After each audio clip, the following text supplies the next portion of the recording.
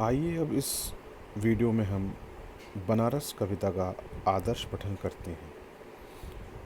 इस शहर में वसंत अचानक आता है और जब आता है तो मैंने देखा है लहरतारा या मडुआ वीह की तरफ से उठता है धूल का एक बवंडर और इस महान पुराने शहर की जीभ किरकिराने लगती है। जो है वह सुगबुगाता है, जो नहीं है वह फेंकने लगता है पचकियाँ। आदमी दशाश्वमेध पर जाता है और पाता है घाट का आखिरी पत्थर कुछ और मुलायम हो गया है। सीढ़ियों पर बैठे बंदरों की आंखों में एक अजीब सी नमी है और एक अजीब सी चमक से भर उठता है। भिखारियों के कटोरों का निचाट खालीपन। तुमने कभी देखा है खाली कटोरों में वसंत का उतरना?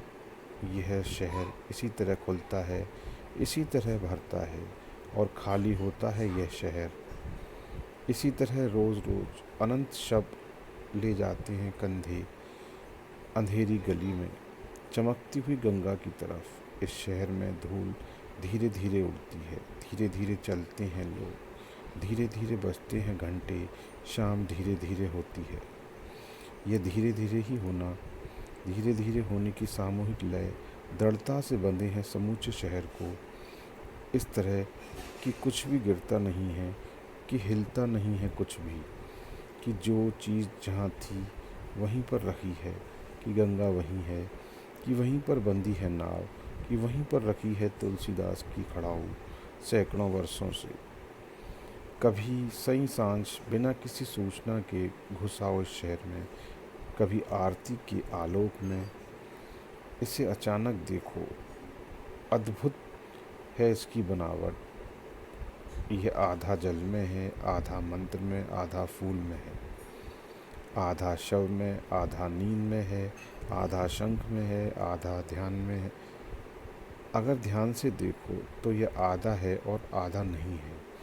जो है वह खड़ा है बिना किसी स्तंभ के, जो नहीं है उसे थामे है राख और रोशनी के ऊंचे ऊंचे स्तंभ, आग के स्तंभ और पानी के स्तंभ, धुएं के, खुशबू के, आदमी के उठे हुए हाथों के स्तंभ। किसी अलक्षित सूर्य को देते हुए अर्घ शताब्दियों से इसी तरह गंगा के जल में अपनी एक टांग पर खड़ा है। यह शहर अपनी दूसरी टांग से बिल्कुल बेखबर।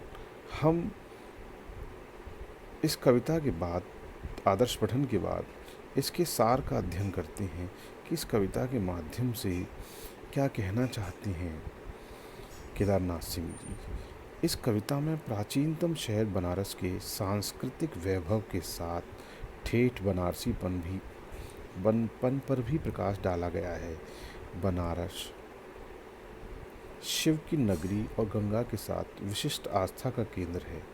बनारस में गंगा, गंगा के घाट, मंदिर तथा मंदिरों और घाटों के किनारे बैठे भिखारियों के कटोरे जिनमें वसंत उतरता है। इस शहर के साथ मिथकीय आस्था, काशी और गंगा के सानिध्य से मोक्ष की अवधारणा जुड़ी हुई है। गंगा में बंधी नाव एक और मंदिरों, घाटों पर जलने वाले द्वीप, तो दूसरी तरफ कभी न बुझने वाली चिताग्नि, उनसे तथा हवन इत्यादि से उठने वाला धुआं। यही तो है बनारस। यहाँ हर कार्य अपनी रौ में होता है। यह बनारस का चरित्र है। आस्था, श्रद्धा, विरक्ति, विश्वास, आश्चर्य और भक्ति का मिला जुला रूप है बनारस।